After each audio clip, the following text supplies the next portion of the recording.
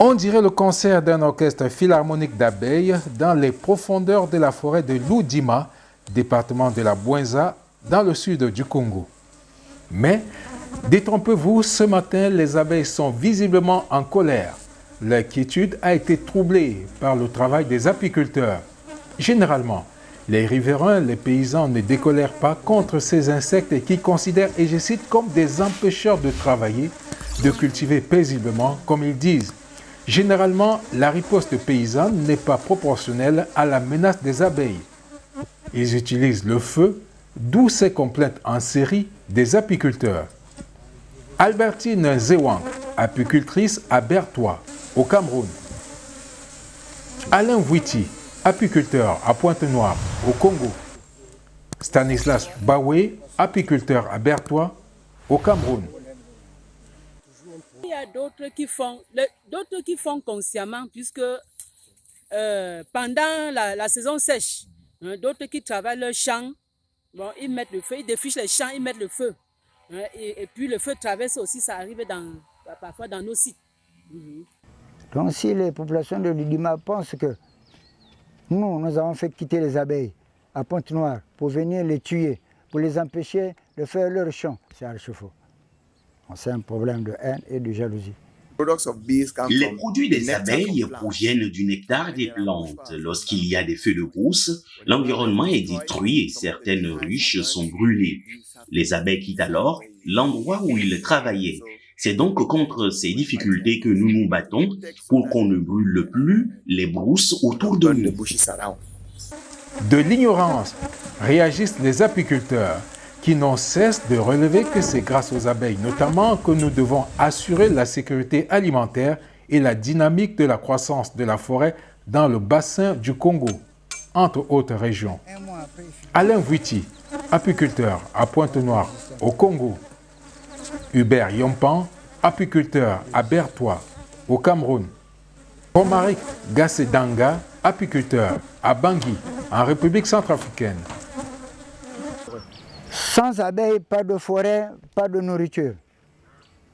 On en parlera plus que non le manioc, 4 ans après.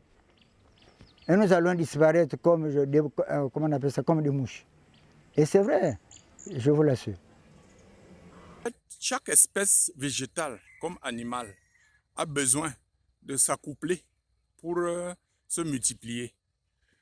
Les abeilles, les plantes en général ont deux organes. Les organes mâles et les organes femelles. Les organes mâles, c'est les étamines, et les organes femelles, c'est le pistil.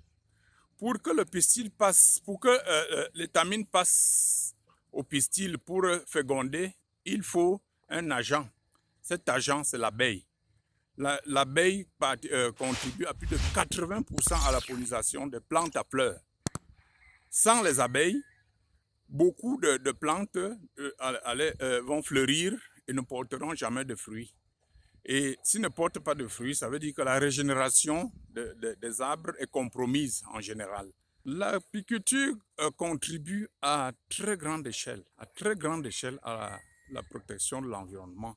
Parce que vraiment, sans les abeilles, l'abeille fait inconsciemment un très grand travail pour l'humanité en général. Sans elle, on n'aurait pas à manger, les plantes, les forêts n'existeraient pas. Et si la forêt n'existe pas, même l'oxygène va se raréfier. Et vraiment, ce serait la mort de l'humanité en général. L'apiculture apporte beaucoup de choses dans la vie de l'homme. À travers l'apiculture, je protège l'environnement. Elle contribue énormément à la biodiversité. Le monde entier a besoin des abeilles. Les gens coupent les arbres, mais par contre, à travers l'apiculture moderne, on ne détruit pas la forêt ni coupe les arbres. Bien au contraire, nous protégeons la forêt. De tous les 20 000 pollinisateurs inventoriés par les experts, comme les papillons, les mouches, les bourdons, les oiseaux et singes, entre autres, l'abeille est de loin le plus dynamique, d'où son appellation de super pollinisateur. De même, cet insecte est un indicateur de la qualité de l'environnement. L'abeille ne s'accommode pas de pollution. Sa présence est révélatrice de la bonne santé du milieu naturel. Juste Goma, promoteur apicole à Pointe-Noire, au Congo. Si quelqu'un pratique l'apiculture dans les zones proches de l'exploitation de pétrole, les abeilles ne resteront pas contre les autres insectes.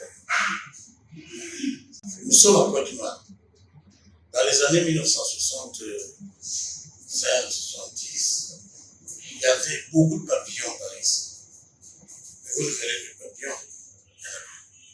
Beaucoup d'insectes ont commencé par quitter la zone côtière pour s'enfoncer dans le maillon. Donc, comme tous les insectes,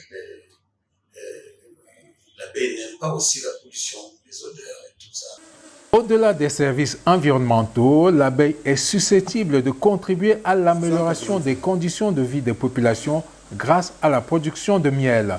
Romaric Gassedanga, apiculteur à Bangui, en République centrafricaine. Ontoroni est vachement riche. Le miel est vachement riche. Nous gagnons à travers la vente du miel et aussi les cires des abeilles qui sont aussi recherchées sur les marchés pour la fabrication des bougies et autres divers. Donc, dans un an, je vais récolter le miel pour vendre sur le marché afin d'en tirer profit.